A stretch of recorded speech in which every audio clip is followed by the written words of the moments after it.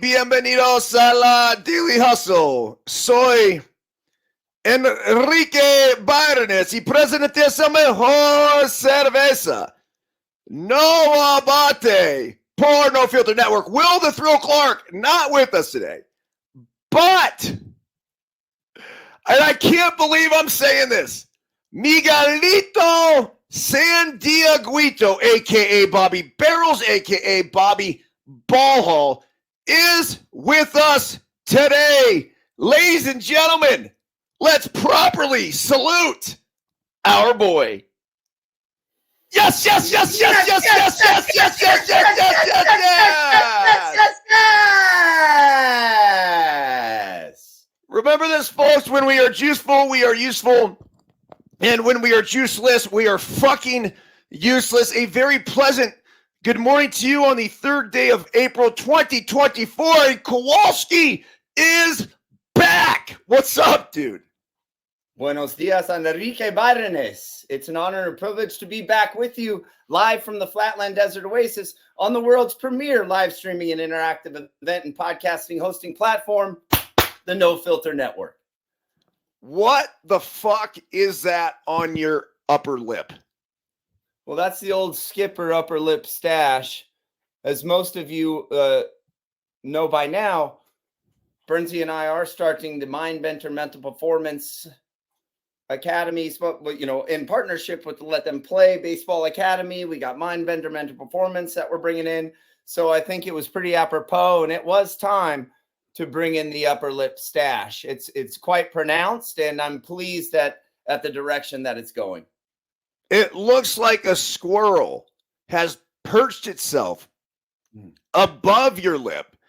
The furry Murray, some like to refer to it as. It's a little bit more than a tickler, though. I mean, this is a full-blown fucking womb broom. Yeah. Thank you. It's an honor for you to say that to me, considering the upper lip, room brooms, and the stashes that you've sported over the years. So for you to endorse mine, is like Eminem saying, "Hey man, that was a good freestyle." So I feel good about that. Thank you. Kowalski, so since you've been on the program, we've grown up a little bit. And actually, within the first 5 minutes, need to get this read in here because we are sponsored by Bet Online. It is your number one source for all of your summer sports this season, from MLB, golf, NBA, NHL, and all the playoff stats and numbers you will need. All the latest news as well, and the scores are available at your fingertips. Odds, lines, matchups, player props, and odds on every sport you could think of out there. I'm not sure if they have the line on the two frogs fucking that you always like to talk about, Kowalski. But sure enough, they do have action available on just about anything. Bet Online, where the game starts. That's it. And always remember to gamble responsibly. You know what? I knew there was a reason we brought you back. I mean, that was it. Dude, give people an update. Like, kind of where you been? I mean, we did the show literally, about 5 days a week for, what do you think, 12 to 18 months? I think it was longer than that. Well, it felt that way. First kicked off the platform, and then you went out and you got a real fucking job. Yeah. And I was, in an office for the greater part of the last year, working in sports medicine with the world-renowned efficiency and movement expert out here, working with 90% big league baseball, Dr. Sean Drake. And Drake and I had a hell of a run. And throughout the course of that, my tenure there, we worked in partnership a lot with the great Ichabod Kane, the mental performance coach out here, with 40 plus guys on his roster now. So there was some overlap in me connecting with a lot of the Kane guys and the sports med clinic. And then throughout that process, it became very clear. And it started years ago with you and I, what we were doing with LTP and the youth kids. And then it kind of bled into the bananas, and then came to the LTP 9U Arizona alpacas, and then just continued to kind of grow. And then, became mentored, through my friendship, and then mentorship with Brian Kane in the mental game. And of course, working with you and being around Gloss and being around White Soul and being around Gallstar and having the opportunity to mix it up with all these guys. It seemed like there was a real need, and I could be best put to use by implementing the mental game for people who play baseball, not baseball players. We work with people who play baseball at an elite level. So that's the direction that we've gone here. And Mindbender Mental Performance is the current name of what we're doing for sports mental performance solutions. And we're doing that for youth. We're doing it for high school. We're doing it for collegiate level, and we're doing it at the big league level. And we have deliverables for all different categories. And stay tuned. There's more coming out, and I'm sure 10s and 20s of you probably tuned into the Mindbender Mental Performance podcast live on No Filter yesterday. Dude, you did it yesterday. I did. Yeah. Oh, I had no idea. Yeah, I launched it out yesterday. I talked about you, my co-host, and said, not sure where he is. Well, he's not here because I didn't tell him about it, but it's the start that stops us. And I said, I've got to put this out. I've got to act on inspired thought and have a strong bias towards action, and really just put this out there now. So that's what I did, and sort of introduced what it was, what we were going to be doing, how we were going to be doing it, and then said, hey, stay tuned and look out, because more is coming. I love it. Well, go back and watch that. It's up on No Filter Network, I imagine. I'll go back and take a look at that too. And by the way, this program also sponsored by Verge. It's tryverge.com. That's great. Enter the promo code LTP10. It'll get you 10% off this little teeny bottle of greatness. It's honey, it's ginger, it is lemon, and it's weed, all wrapped up in this little bottle. But guess what? Watch this. One shot. And you know how you get that raspy voice. Yeah, this right here, dude. This will clean it up in a hurry, man. The Savannah Savior. That is a fine product. I can vouch for that. But put it out there by our guy, Jory. Yeah, Jory over at Verge. I miss Jory, man. Jory is one of those unique characters you'll ever meet. Although I say I miss him, but I saw him last weekend.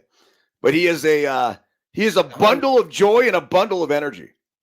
Huntington Beach. Jory lives down in San Diego. No, but you had a tournament in Huntington Beach, right? Yeah, we had tourney in Huntington Beach last weekend. And then our next stop is Beast of the East in Panama City, Florida, Kowalski. Panama City, Florida. Yes. I'm not sure if they said Panama. My Todd Pastrosky saw you out there. His son Reese was one of the original members of the LTP Arizona Alpacas. So he said he saw you and the boys out there. Out in Huntington Beach. Yeah. He's got a 12-year-old son. Oh, sweet. Who was he playing for? That I don't know. All right. On that note, Kowalski, we're going to get into some baseball action and go over all the latest breaking news stories and keep you up to date on the scores and everything else. But right now, let's start out with a story that just popped up on my feed. It says, nude cruise to set sail from Florida next year. Here are the starting costs and the itinerary to go with it. The big nude boat cruise, which allows passengers to barrel, yes, even at the buffet, is set to sail from Florida next year. The 11-day adventure to the Caribbean is set for the first 2 weeks of February on the Norwegian Pearl. According to the Bare Necessities Tour and Travel website, Bare Necessities' newest nude cruise is a private island double dip with a brand new travel partner. The company wrote on its website, the trip, which embarks from Miami, includes an exclusive visit to the idyllic private island in the Bahamas, as well as another exclusive stop on the way back to the port of Miami. Quote, 2 opportunities to enjoy a new slice of paradise, coupled with a beautiful selection of Eastern Caribbean island stops, will make this a can't-miss big nude boat experience. The travel company posted. Oh, Kowalski. Rates for an inside cabin start at $2,000 per person. They stretch as high as $33,155 for the top room on the ship, a Haven 3-bedroom garden villa. Your thoughts on the nude cruise? I say let your freak flag fly, but at the same time, there's a reason why in the good book, the immediate moment when Adam and Eve realized that they're naked was essentially the start of the downfall of man.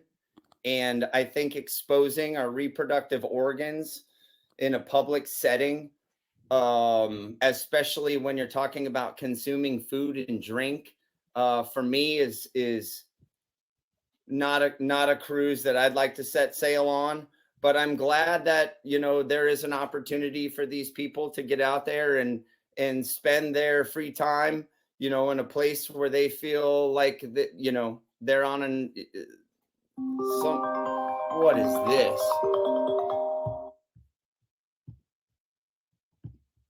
Who's calling? Dude, Breland Almadova. I mean, he might as well knock and we'll just let him into the show. I don't know if he can knock from the Czech Republic. Can he? Of course he can. Looks like things are going great from out there. Okay, so you're not keen on the nude cruise. No, I'm not. There's got to be something left to be desired, right? There's the unknowing, I think, in a lot of ways that is critical when it comes to the laws of attraction. Mm-mm. And some things are just better left covered up. Now, there are laws of the land here, and see, it says guests are encouraged to park their bare behinds on towels provided on board in areas including the pool deck and the buffet area. According to the website, here's the quote: passengers can easily follow our rule on nudist etiquette by always placing a towel down before sitting. Remember to pack a swimsuit. Not all excursions are clothing optional. It brings up a good point, too. This towel down as your bare buttocks makes contact with any surface is really important. I know last weekend when the Bananas and the Party Animals here, we had an incident, not naming names, but what goes down in the clubhouse stays there. But there was a moment when a bare ass hit a chair. And very quickly, I recall the guy next to me yelling out, "Yo, dude, you got your bare ass on the chair." So this sort of public nudity etiquette is universal. We all know as a human, when we see another human in a set and setting like a locker room or a nude cruise with a bare ass touching any other surface, we'd like to have a barrier in between. So I think exercise common sense for those of you who enjoy public nudity, but it ain't for me. In what sense or what setting would it be okay or acceptable where you're like, yeah, let's go ahead and let the freak flag fly? I think when no filter is sold or does go public, or we take this LTP Academy and Mindbender Mental Performance to the levels in which I know it's capable of, and you and me and Tara and Alyssa are in Ibiza right in the Kapua Suite. You said it right too. Ibiza. And right next door, Aoki's over there, and he's like, Byrnesy, and you're like, dude, and the whole thing. And then, he throws a cake at us in the morning, like as we're having coffee, and he's like, we're rolling over. And maybe there's an opportunity within that setting for a little bit of nudity, or like a sprint into the ocean, full pickle at night. But it will be done with modesty. We're not going to go, hey, we should all go to breakfast this morning nude. No. I'm just not interested in it, dude. A Russian bath with the boys, maybe, but even going full Roman in the spa, like in the jacuzzi, it's like, Well, what about the sauna? The infamous Pickler story. Oh, of course. Yeah. And I've gone full Roman with a buddy of ours recently in the cold tank. So, yeah, it has its places. And I think under the peer pressure, you got a couple boys over that you're friends with, and somebody's like, I think we go full Roman. We go full pickle, full Roman into the cold tank. That's why do you call it full Roman? Never heard of it. Well, the Romans, they used to go in. Yeah, but they had leaves over their cocks. Well, maybe they did. And I mean, how much is a leaf or some, palm leaf, essentially? What's that going to cover? There's going to be slippage but nonetheless, I think, we've overdone it. We've overdone it in a lot of ways with the clothes and with the shoes, and we've gotten in the way of our body naturally moving through the earth. And so one thing I always try to keep nude is my feet. I try to keep my feet nude. So you want to have a full, like a no shoes cruise? Oh, that's something I could get behind. But a no pants cruise?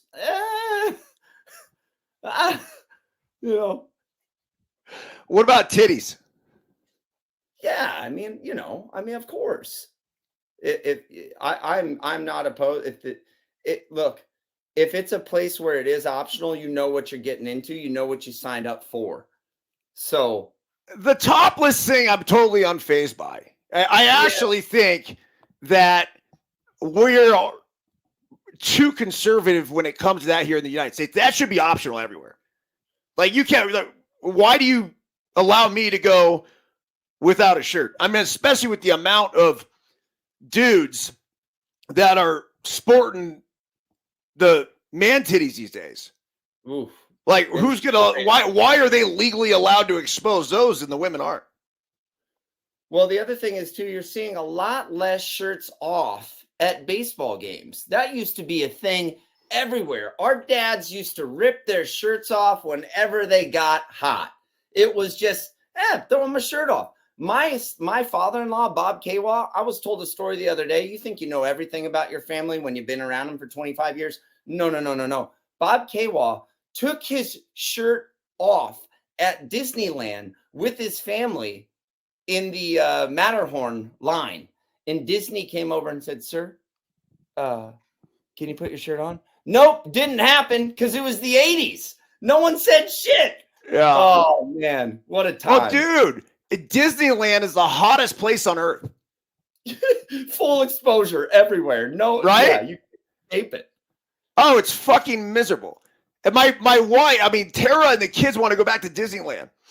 Oh, you better get concierge, brother. That's the only way to go to Disney. I said we'll go to Disney once every 5 years, and we'll get the concierge, because you can get 3 days of Disneyland in 1 day with the concierge. So do yourselves a favor, team up. If you don't have the means, team up with somebody, split the cost, and get 5 days of Disneyland in 1 day.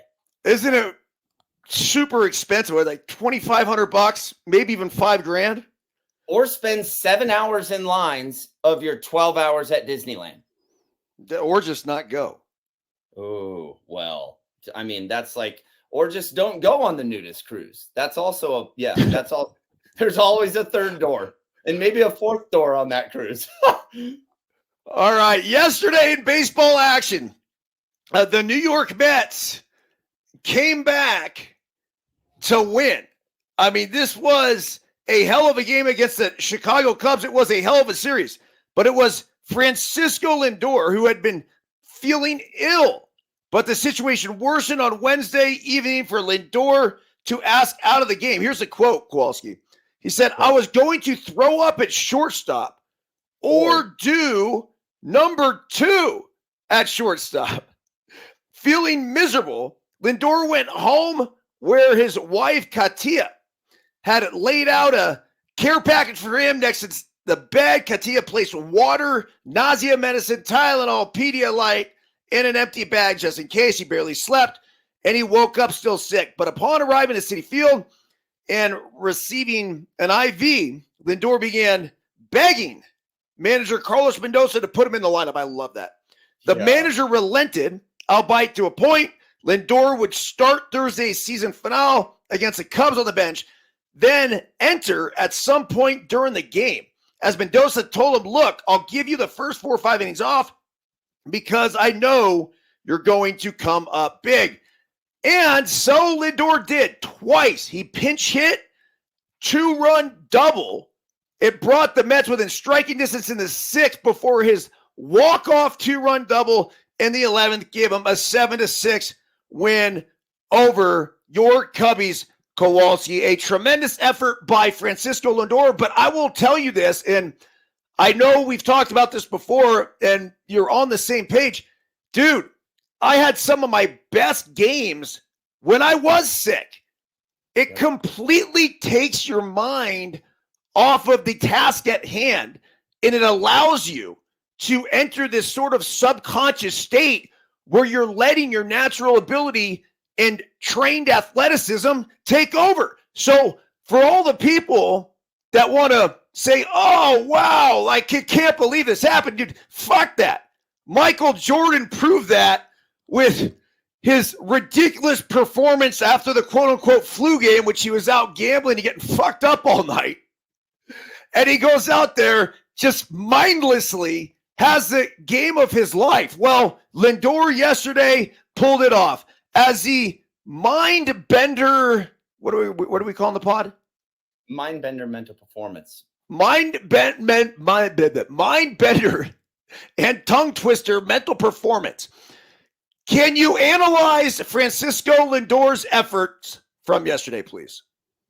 You know, you're talking about Francisco Lindor, a guy that has his own cleat that my kid wears, somebody who is, I mean, when you meet this guy, you think he has a million teeth in his head because he's all fucking smiles. You put his drip on at one point many years ago, working for MLB Network, if you recall that in spring training, and he could not have been a nicer, more positive, more productive, more elite, more energetic, juiceful big leaguer. Number one, he was the number one guy. Dude, we went to how many camps? I feel like it was a half a dozen camps at the time. You know, this is probably 2015, 2016-ish. And at the time, like we were just interviewing the stars, the tip top of the top, right? He was the number one fucking dude. If I walked away from those camps dealing with all these quote unquote superstars, he was the one dude I'd be like, that's my guy. That's who I want to hang with. Mm-hmm. Mm-hmm. Yeah. So when you break this down, I did immediately think, I wonder if he is actually sick or if he went out for a rip the night before. But Katia, anytime your wife's name is Katia, you know she's going to have it very much like a nurse quality about her. She set up the care package. She had him right. And, you know, it brings up a really good point. You know, you're not that bad, whoever you are, that you have to feel good to play great. Because when you get to the yard and you put on your avatar and that uniform comes on, you're separating who and do. So Francisco no longer exists anymore. When that uni comes on, feel ain't real. And now he's fucking Francisco motherfucking Lindor. Yeah. Right. So now I'm the avatar. I don't have to feel good to play great. I might not feel good, but I'm going to act differently than I feel. I'm going to choose confidence and I'm going to go out and I'm one pitch away. And when they call me, I will be prepared to perform.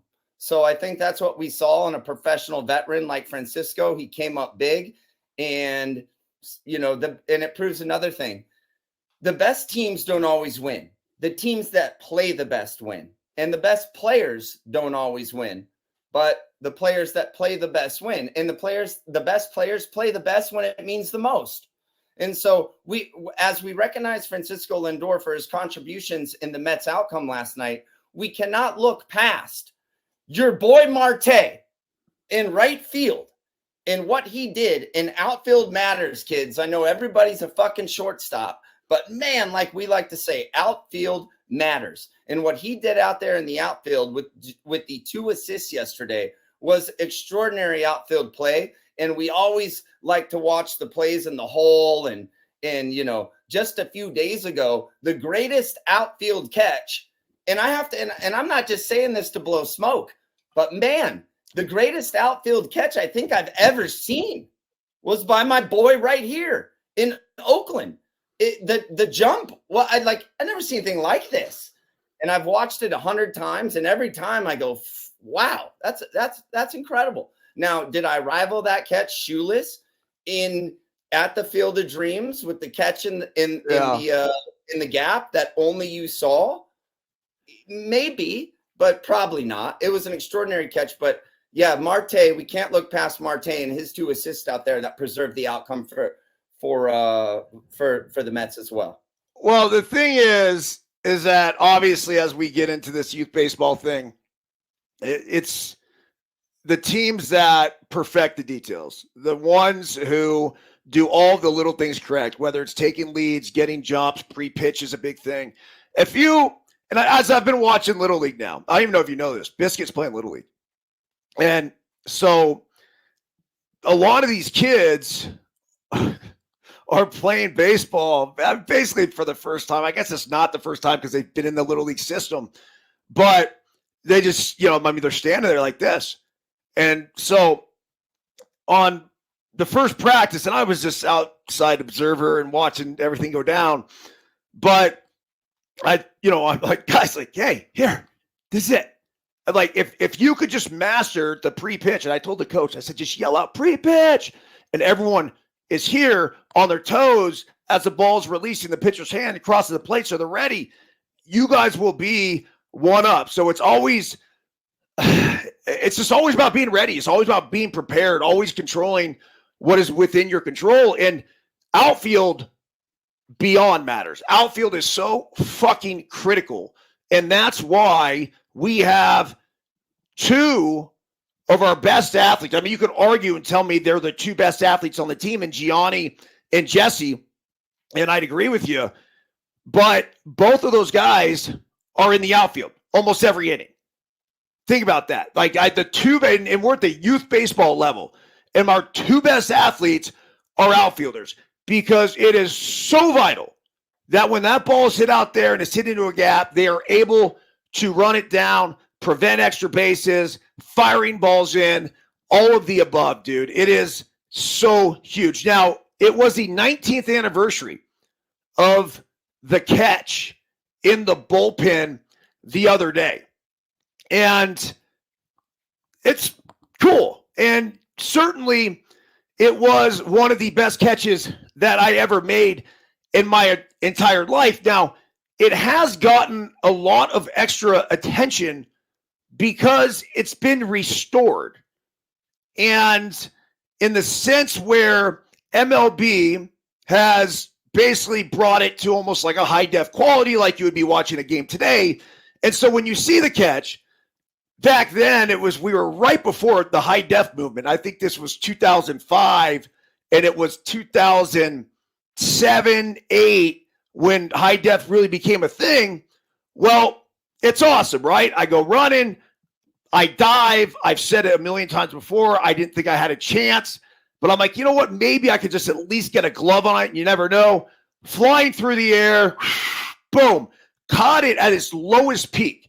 So I was pretty high up in the air, just diving, and then boom, got it, came up, turned it up. And back then you had no replay. So you never knew if the umpire was going to fuck you or not. So it was really important to, when you caught that ball, to lift it up right away. Yeah, here it is. I mean, take a look. You see the dive, I come up with it. I stick it up in the air right away. And then Chavi was right there. That's what means everything to me.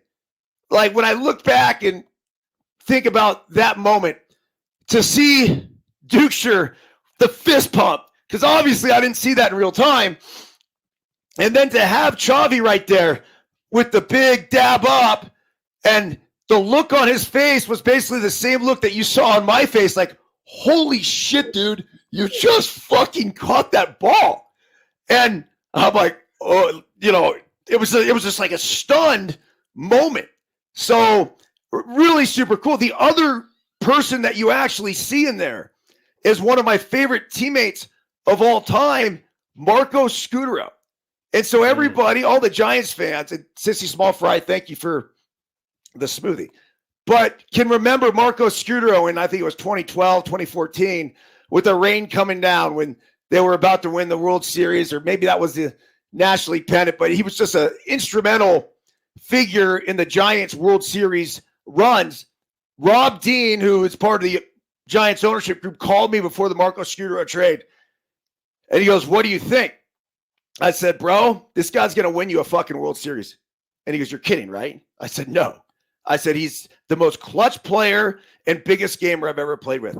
So Marco Scudero was also in that clip. I'll finish this up here in this long-winded rant or whatever this is that I'm going on. But I would tell you that that was not the greatest catch that I ever had. The greatest catch I ever had happened in Cincinnati in 2002. Barry Zito was on the mound, and Barry Larkin, a Hall of Famer, was hitting. And as soon as this ball was hit, I took a crossover step with my left foot going in front of my right foot to head towards the gap. And it put me at a peculiar angle where I screwed myself. So I'm like, oh shit, because it was hit better than I thought. And I had to go basically straight back. And as I'm running back, all I could think of was that if I don't catch this ball, Zito's going to be fucking pissed. And he was my best friend on the team, but because we were so close, dude, he wasn't afraid to be like, yo, dude, why do you catch that ball? The same way I would do that, say to you, Kowalski, right?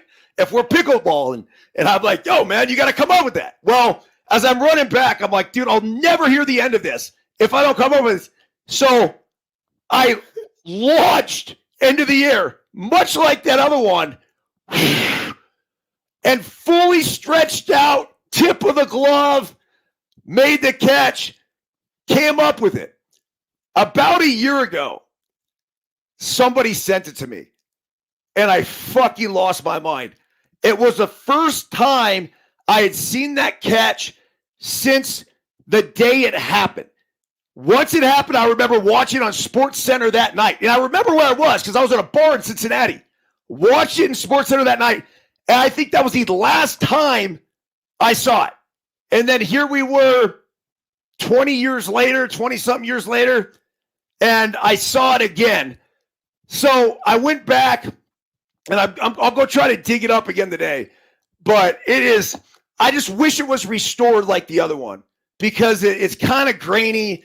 And so you look at it, but it's not even fucking close, in my opinion. I don't want to say it's not even close. It is close, but the one in Cincinnati was better.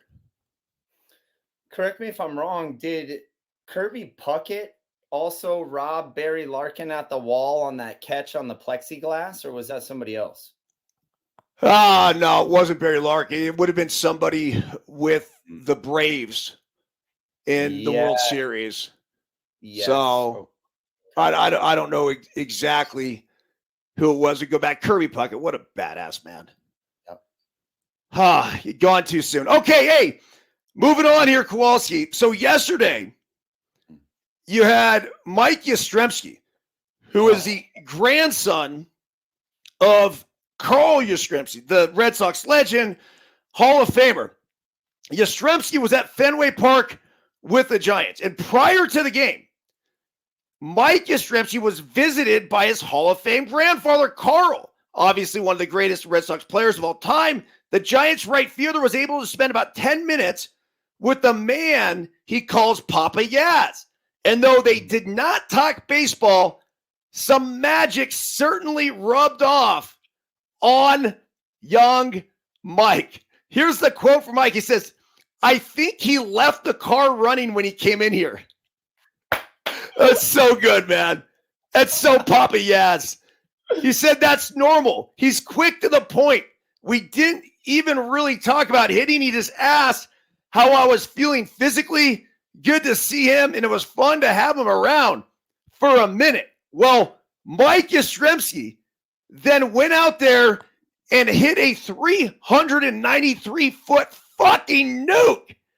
And to top all of this off, it was May the 2nd.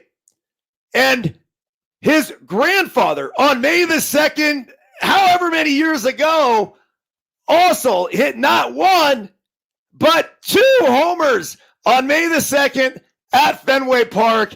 Just a really cool moment for the Yastrzemski family, who Mike said, Kowalski, that he left about 30 tickets for the Yastrzemski family every single day. And he made the comment, "I think I played for free this weekend," because players do have to buy the tickets now.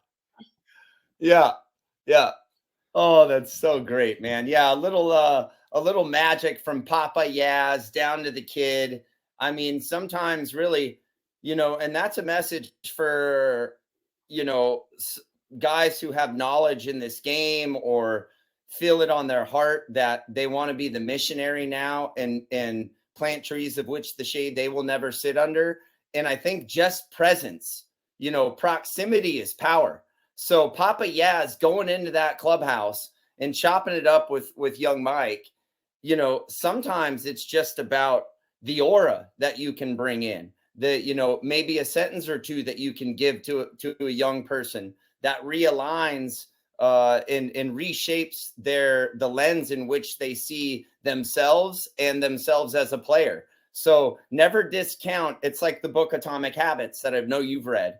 So no deed, no word, no phone call, no text message that we deem small or insignificant can have such a profound impact on people in such powerful ways. So that's really, really a cool story. I like that, dude. See, this is why we miss you. Like, you can't get that fucking analysis from anywhere else. You just can't. No, dude, you're bringing the mind bender shit into the Daily Hustle, into the Deuces Wild. Like, it's what we need. It's true. The impact that we can have with just short little visits, and sometimes they don't have to be deep, right? Like, it's sometimes it's just being there, and it's being supportive. I was reading something the other day about like the impact that you can have on your kid's life. And they said that the only thing that they really remember are the first 5 minutes and the last of your interaction with them. So all this shit's going to happen through the course of the day. But if you're there for the first 5 minutes and just being there, right? Just a hug, good morning. And the realness of that connection. And then the last 5 minutes at night. And, whatever's going to happen another day. And sometimes it's chaos, and sometimes we get upset, and sometimes there might be arguments, and you feel like you're running around like chickens with your heads cut off. But the first 5 and the last 5, don't ever take those for fucking granted. It's a really good point, man. Bookend everything, with an affirmation, with some sort of scaffolding and foundation that the kids immediately hear and can use throughout the rest of their day. I know they get up around 6 o'clock here. And so I'll cruise in there and I'll just get real close to them. Hey, it's a good day to be great. Time to stand up straight with your chest up and your shoulders back. Time to control the only 2 things you can control: your attitude and effort. That you're feeling good, you're looking good, you should be in Hollywood. And then I'll turn on Uncle Angus. And then the next minute they'll be out getting a water swish and standing in the grass. So yeah, I think there's really something to that. At the beginning of our days, we know our mind is most sharp, most disciplined, and most able to, stand guard at the door of your mind and add the ingredients in that make up your day. So, yeah, I love the idea of bookending the day with quality, intentional moments with the people that matter most. All right, Kowalski. So we like to celebrate the unsung hero, and the Baltimore Orioles have been getting all sorts of attention as of late, and for good reason. They are arguably the best team in baseball. They're arguably the most entertaining team in baseball. But one of the guys who's having a sneaky, fantastic year is Ryan O'Hearn. And Ryan O'Hearn was originally drafted by the Kansas City Royals. He made his debut with the Royals and sort of had a lackluster career, with them, but he certainly never completely fulfilled his potential. This is a guy who went to Sam Houston State. He's from Frisco, Texas. Well, he was DFA'd. That means designated for assignment by the Kansas City Royals. He gets picked up by the O's. And right now, the numbers that he's putting up, and I'm going to get a little technical with you right here to really understand it, but the numbers he's putting up are ridiculous. It says the 30-year-old O'Hearn is leading hitters with a .731 expected slugging percentage, while his .352 expected batting average trails only Ohtani at .373. O'Hearn is actually has a .300 average and a .543 slugging percentage. They're still great, but the underlying metrics suggest that there's even more in the tank. He has a .403 WOBA that's weighted on base average and is well below his .482 expected weighted on base average. And all of this is, and this is what I love about the numbers and the metrics, is they show us how hard a guy's hitting the ball, right? They show so it used to say oh, that guy was unlucky and then that was it. It's no, his numbers, you could actually put real numbers on the expected weighted on base average by the way he hits the ball. And so he is the most unlucky hitter in the majors. It says what's led to O'Hearn's ability to consistently produce quality contact. More of the same, according to the veteran. Here's a quote from him. Just continuing the same thing we were doing last year, O'Hearn told MLB.com about changes coming into the season, trying to put my body in a good position to be adjustable and handle any pitch. I fucking love that. Corey Seager, I think, does it better than anybody.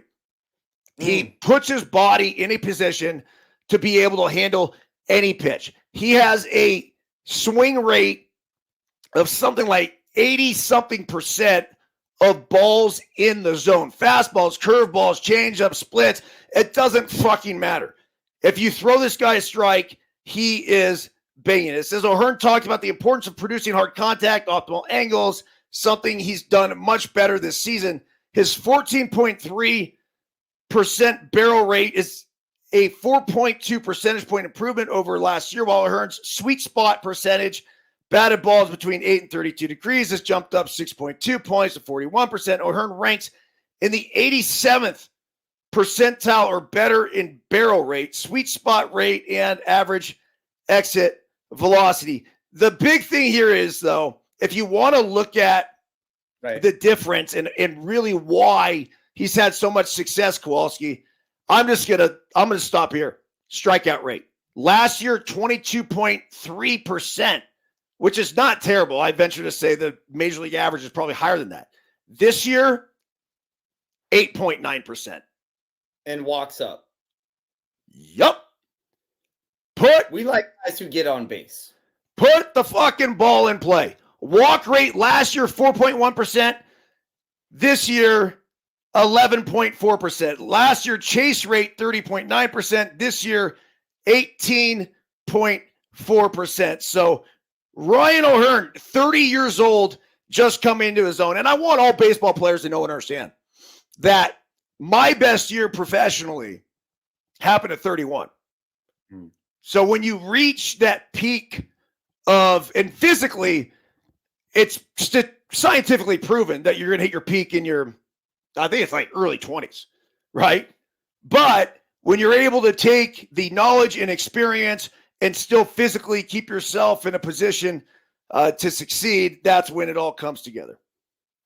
Yeah, when you talk about a guy like this, or you talk about somebody who was a taxi player, then becomes a World Series champion, it reminds, guys that if they're not getting the outcomes that they want now, if, they've been taken out of the lineup, you're always one pitch away. Don't get bitter, get better. Don't go put in a period where God's putting a comma, and know that you're always one pitch away. And that you have to show up every day like it's opening day and be prepared, because at any given point you can be called upon and you need to step up, be prepared, perform, and then be able to reflect and refocus and create habits and routines to make sure you can consistently perform at your best.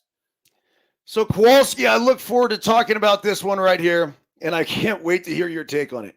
So yesterday, Pete Crow Armstrong, whose mother, by the way, was the mom of the kid in Little Big League. What? Yes.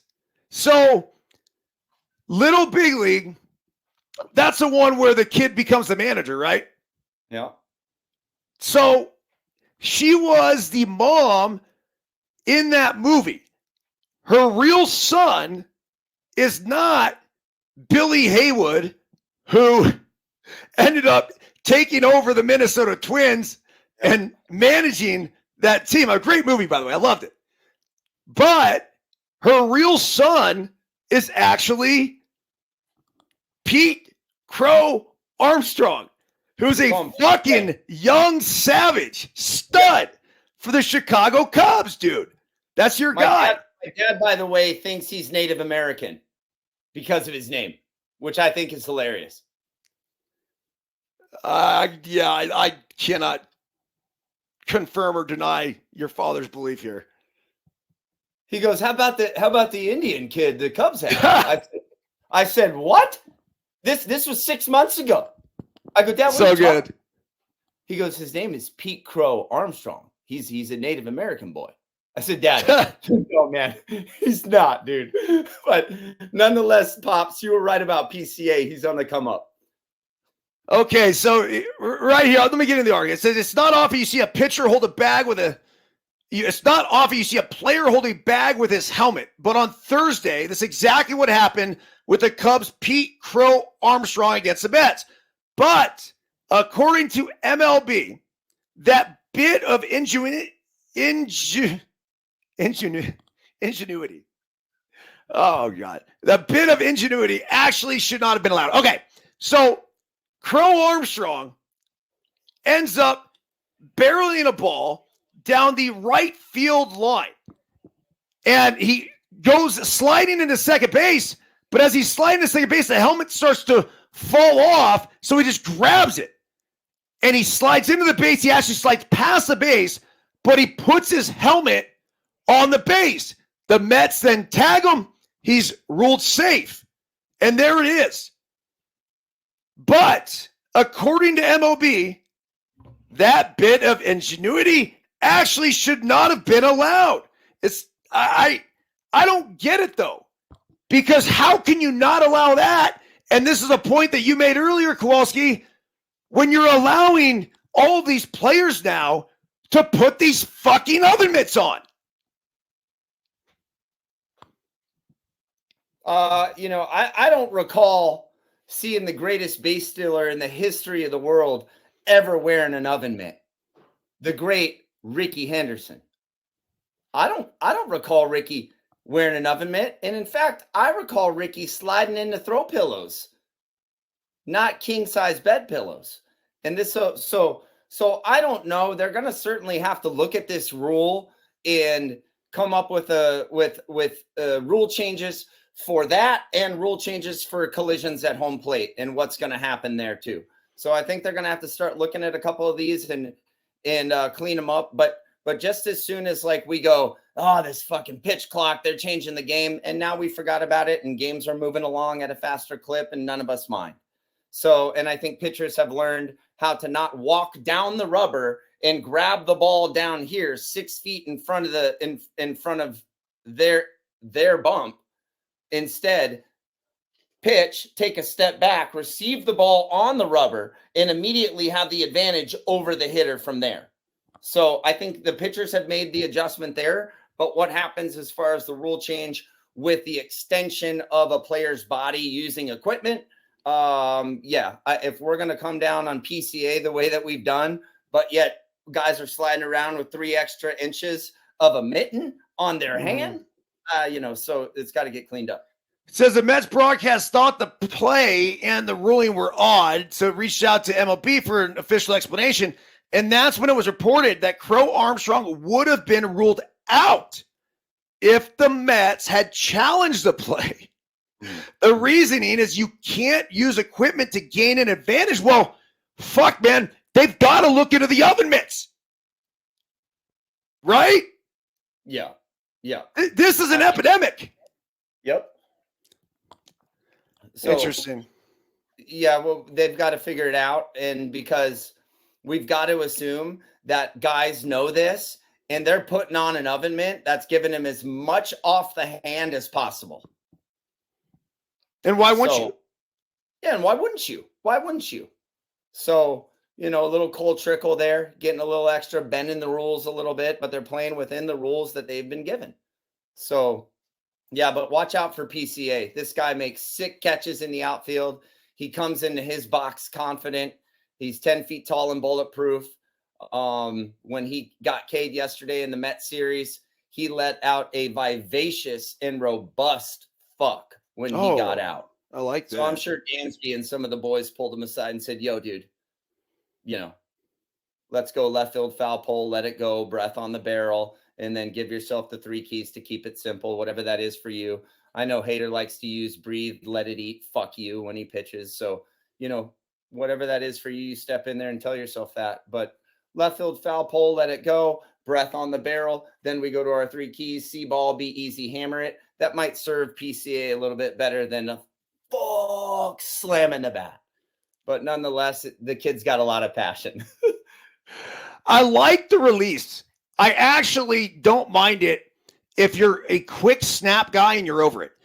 The problem is when it lingers. So I would always tell our players, and still tell our players, Kowalski with LTP, is pick something that you're going to have on every single field and use that to be where you're going to flush everything down the toilet. So I would pick a foul pole or fair pole, however you want to look at it. And that would be the spot in which I would just release my anger and emotions and flush them down the toilet.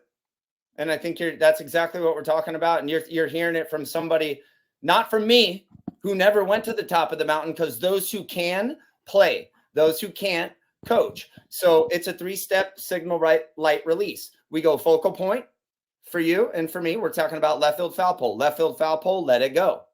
Then we go focal point to breath. And then so it's a breath on the sweet spot of the barrel. Now we go 3 keys to keep it simple. So focal point, left field foul pole, breath on the barrel. Now we're in, see ball, be easy, hammer it. I'm confident, I'm cocky, I'm motherfucking Rocky. Whatever it is for you. I hunt and attack pitches in the zone. I'm the 1-pitch warrior. Whatever it is for you, that's our release. So you get a call that doesn't go your way. You have a shit swing on a pitch that's in the no swing zone. Now we go to our signal light release. Left field foul pole is the focal point to left field, let it go. Then we go breath on the barrel. That's our breath release. Bigger the moment, bigger the breath. Then we come into our 3 keys to keep it simple. See ball, be easy, hammer it. So good, bro. Really is. How we're not on in every big league clubhouse right now, I have no idea. We're not losing market share from our service because of a superior product or a superior delivery method of the drills and skills needed to stay consistently being at your best. We're losing market share because nobody knows about it. It's in its infancy. So as soon as people know, I fully expect us to have a presence in big league clubhouses at the youth level and all the way up and down through the game. All right. A big story that I don't think has been getting the attention it deserves this season is Elly De La Cruz. He is the most exciting player in the game of baseball. I would have told you this if he was on pace to have a shitty year, or if, like he is, on pace to have a 40-90 season. It's incomprehensible, dude. The budding superstar is off to a historic start. He finished April with 8 homers and 18 steals, becoming the first player on record to hit both of those marks in any calendar month. De La Cruz is currently on pace to end 2024 with an unfathomable 42 homers and 94 fucking stolen bases. He's slashing 280, 389 on base percentage, a 579 slugging percentage, a 171 OPS plus. Simply put, you could make the argument right now that Elly De La Cruz is the best fucking player in baseball. And oh yeah, he threw a ball across the diamond the other day at 106.5 miles per hour.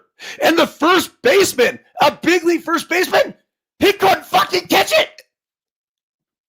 So I don't even think he saw it. Yeah, I can't blame him. Crazy, huh? I mean, I got handcuffed by a 12-year-old at Rockerby Ranch one time. And Troy Gloss was next to me. I said, Troy, you ever seen a handcuff like that? He goes, yeah, of course. And then about 3 seconds go by and he goes, but never by a 12-year-old kid like that, like to an adult. But so I can imagine you had another 40 miles an hour onto that coming across the diamond from Elly standing at 6'5". Holy moly. What an exciting, dynamic player. He really is, man. All right, yesterday's box scores. You had Miami 5-4 winners over the Colorado Rockies. Miami, I think, won like 6 in a row. Good for them. But now that said, they're only 9-24, so still having a dog shit year. The Baltimore Orioles 7-2 winners over the Yankees. They take 3 of 4 and cement their dominance in the American League East. The Cubbies having a great year, Kowalski. The Craig Counsell hire, I was really disappointed to see David Ross go. And I think they'd be doing this nearly the same damn thing they'd be doing with David Ross as they are with Craig Counsell. Like, you replaced one of my favorite teammates of all time with one of my other favorite teammates of all time. They go down to the Mets, though, 7-6. The San Francisco Giants, they salvage one game in Boston, 3-1 winners. And then it was 6-0 the Rangers, defending World Series champions, over the Washington Nationals. Nationals are actually pretty good. I mean, they were at 500 before yesterday. And then the Houston Astros, they're 11-20 after an 8-2 win over the Cleveland, formerly called the Indians, now Guardians. Friday, May 3rd games, we got 15 of them. Milwaukee's at the Cubs. Baltimore's at Cincinnati. Colorado's at Pittsburgh. San Francisco's in Philly. And by the way, the San Francisco-Philly game you cannot see on normal television. You actually have to have Apple TV Plus if you want to watch the game on Friday night. A lot of people bitching about this. Nah, I'm on the streaming site. Fuck off. Sorry. It's the way of the world. And by the way, when I was a kid, we got to see only away games on TV. And now, like, and then half of those, as Will was telling me, would show up in black and white. Right. I mean, it's crazy. There was no viewing options. You were happy if you got to be home at time to right after WGN, right after the Andy Griffith show, the Cubs game would start. If you didn't catch it, you didn't see it unless you read it in the paper. So to give a voice to an alternative broadcaster, to have other people have a voice and other platforms be able to show these games, I think is an awesome thing. And so by the do way, he has an iPhone. You can get the Apple package and get everything. It's a few bucks more. Well, if you have the MLB package, I think this is one of the games that actually be restricted tonight. But Here's my screen, right? Here's my screen. So I have the full blown package. All I have to do is click one of these. And so long as it's out of market, then up on my iPad in perfect 4K comes a fucking baseball game. What's really cool is it allows kids, fans everywhere to be a fan of their team, and they don't have to be in that market. So you can just say, hey, I'm going to be a Arizona Diamondbacks fan. Well, guess what? You're going to be able to see damn near 160 Arizona Diamondbacks games through the course of the season. I don't know why, because MLB certainly is not a sponsor of this Daily Hustle Deuces Wild Mindbender podcast, but we love baseball, Kowalski, so let's celebrate them. It's Toronto at Washington tonight, the Mets at Tampa, Detroit's at the Yankees, Anaheim at Cleveland. You got Texas at Kansas City. Seattle is in Houston. Boston goes to Minnesota. The White Sox, 6-25, take their rough act to St. Louis, who they're 14-17, but this has been taking a lot of heat. San Diego goes to Arizona. That should be a good series down in the desert. That'd be one almost worth going to, Kowalski. And then Miami at Oakland. I mean, how many people are going to be at the fucking game tonight? The Miami Marlins against the Oakland A's. You know the catch I made there off Pablo Sandoval, the homer to right that basically you guided me to. Kowalski, right? And the whole thing right after the mascot race. The Oakland, the Cement Bowl there will always have a special place in my heart. Talking about getting done dirty, the people of Oakland, man. So, who knows? Maybe that team in Sacramento, they get enough people out there and they stay out there and get somebody in proximity, but it looks all signs point to Las Vegas for these guys. So we shall see. But, man, God bless Oakland and God bless, the Oakland Raiders and the Oakland A's forever. They'll always be the Oakland Raiders and Rays to me, and they'll always be the Cleveland Indians. They're going to sell out Sacramento. They're going to sell out every game. I love that. Good. And that's how it should be. Let the people go out there and let them have one last hurrah with their squad before, the powers that be take them out of there. But that doesn't mean moving forward that the Apo Taco Chacos don't take over the Cement Bowl in Oakland and start their own club. Well, the good thing about Oakland, bro, is that they have the ballers coming in. And I talked to their owner the other day.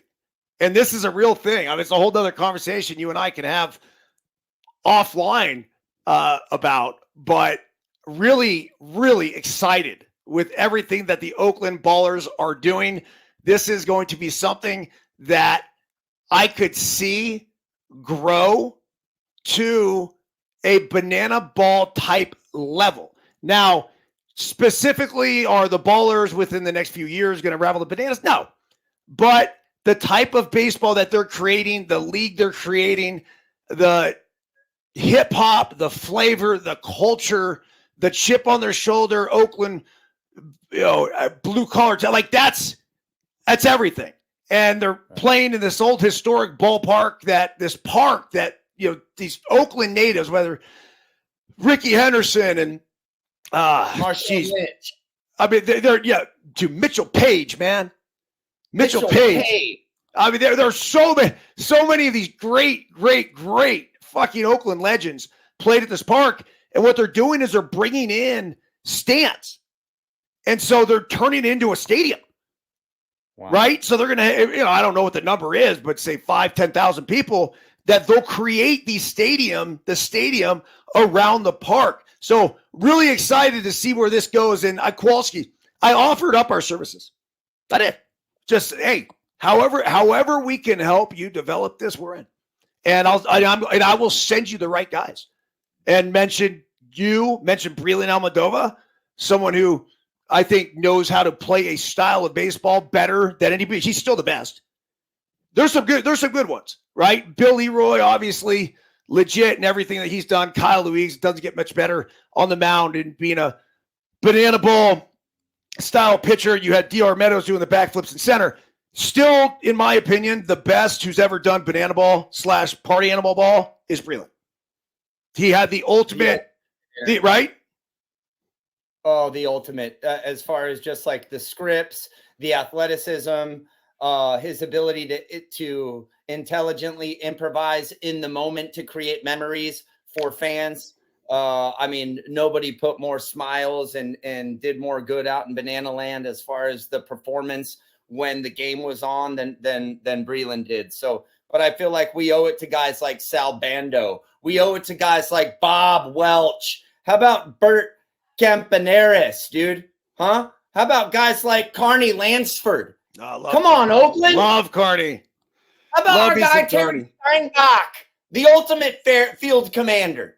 And now we're walking away like we forgot about Ricky and Barry Zito and the boys and Byrnesy and Joe Rudy. Did we forget? No. Man, not forgotten. Not forgotten. Good, not forgotten. Good. All right, Kowalski, the series of the weekend, though, is going to be in LA. It's the Atlanta Braves are 20-9, taking on the Dodgers, who are 20-13. These are the two best teams in the National League. Most likely we'll see both of these teams in the National League Championship Series, so long as they get their shit together. The Phillies would probably want to have some say about this because they've been doing really well. They've been pitching really well. And that's why this San Francisco-Philadelphia matchup will be intriguing as well. We've gone so far past our fucking time. I've been doing these daily hustles in a really, 20-minute, 30-minute coming on here, riffing. This is good, though. This is fellowship. This is great conversation. Let's finish it off with this. Analyzing the horses of the 150th Kentucky Oaks Field. Favorites, contenders. I don't want the Oaks. No, I want the Derby. Where's the Derby? And I thought we had the Derby coming. Yeah, you don't want to bring a donkey to the Kentucky Derby either. You want to bring thoroughbreds. Now, I have a different take on this whole Kentucky Derby thing. Sure. Way behind the curtain of the Kentucky Derby is the deaths of these horses. Last year, one day before the Kentucky Derby, 12 horses died. Now it brings up the question, why? So I did a little deep dive on these horses, and apparently, like, you would take these horses that are in their infancy, and then we've held a plank, right? Everybody sat and held a plank. This is what these trainers said it's like, taking a newborn baby and having them do a plank, and then you as an adult sitting on top of them and riding them. And so it creates all these issues for these horses, and they'd have to become euthanized. But nonetheless, dude, I don't want to bring it down, because if you do go and bet horses, please keep in mind something that Byrnesy and I employed when we had the great opportunity to go to a fantastic horse race out in Florida. Now, you're going to place your bets on your horses, right? Now, when you come back, you are going to get in the ear of your boy, your girlfriend, whoever you're with, and you're going to let them know we've placed our bet, okay? Regardless of the outcome, you and I are going to celebrate as if we hit. And not only are we going to do it once, we're going to do it 3 or 4 times. And we're going to stage reality. And we're going to get the juice up for the entire suite.